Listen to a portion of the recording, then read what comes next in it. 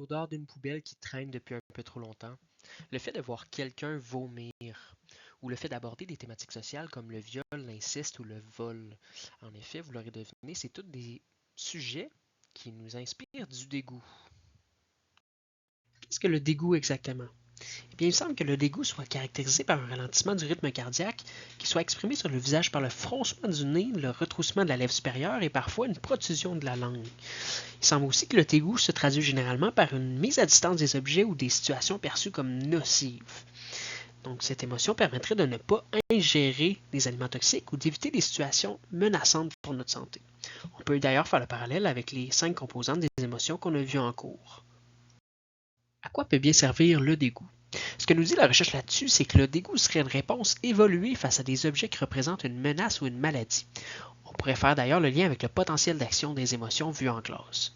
Mais est-ce qu'une personne plus sensible au dégoût est meilleure pour détecter des odeurs pathogènes?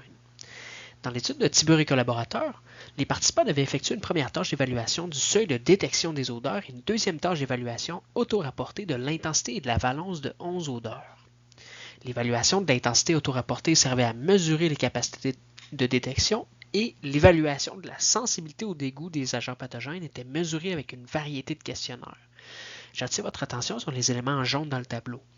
Les analyses de corrélation ne montrent aucun lien significatif entre la sensibilité au dégoût des agents pathogènes et l'intensité auto-rapportée. Il semble donc que la sensibilité au dégoût ne permette pas de mieux détecter les odeurs pathogènes. Quels sont les changements physiologiques du dégoût? Et est-ce que la sensibilité au dégoût pourrait moduler la réponse physiologique? Dans l'étude de Shark et collaborateurs, des participants devaient visionner des images soit neutres, dégoûtantes ou très dégoûtantes. Puis pendant le visionnement, les chercheurs ont mesuré notamment le rythme cardiaque et la conductance électrodermale. Les participants devaient ensuite revisionner et noter les images selon plusieurs critères et compléter un questionnaire pour évaluer leur sensibilité au dégoût. Les résultats montrent que les images les plus dégoûtantes sont associées notamment à un ralentissement du rythme cardiaque et une augmentation de la réponse électrodermale.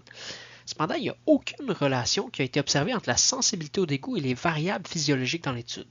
Donc la sensibilité au dégoût ne semble pas non plus être une variable modulatrice de la réponse physiologique. Quels sont les circuits neuronaux associés au dégoût? Et est-ce les mêmes circuits qui sont activés peu importe le domaine du dégoût? Dans l'étude de Bog et collaborateurs, 45 hommes devaient effectuer une tâche de mémorisation simple avec des courtes phrases déclaratives inspirant du dégoût, soit pathogène, sexuel moral ou non sexuel moral, ou des phrases neutres. Les résultats montrent que le dégoût pathogène et le dégoût socio-moral partagent l'activation d'un circuit similaire, incluant notamment les noyaux basaux, le thalamus et l'amygdale, ce qui concorde d'ailleurs avec le rôle de l'amygdale vu en classe face à des stimulus menaçants. Par contre, il semble y avoir aussi des régions spécifiques qui sont plus activées selon le type de dégoût.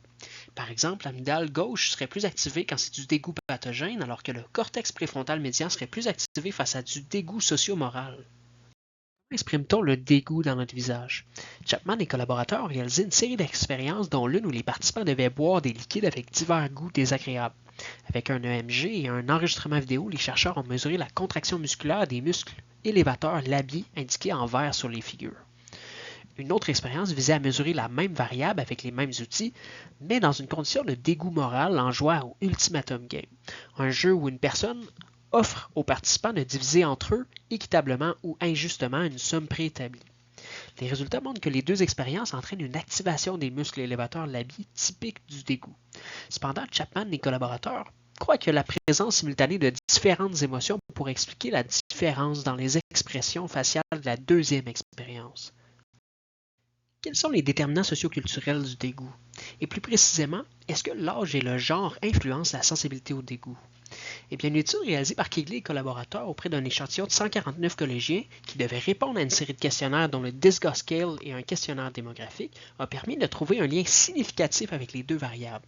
Les résultats de l'étude montrent en effet une forte corrélation entre la sensibilité au dégoût, le genre et l'âge. Donc, il semble que les femmes et les participants plus jeunes seraient plus sensibles au dégoût.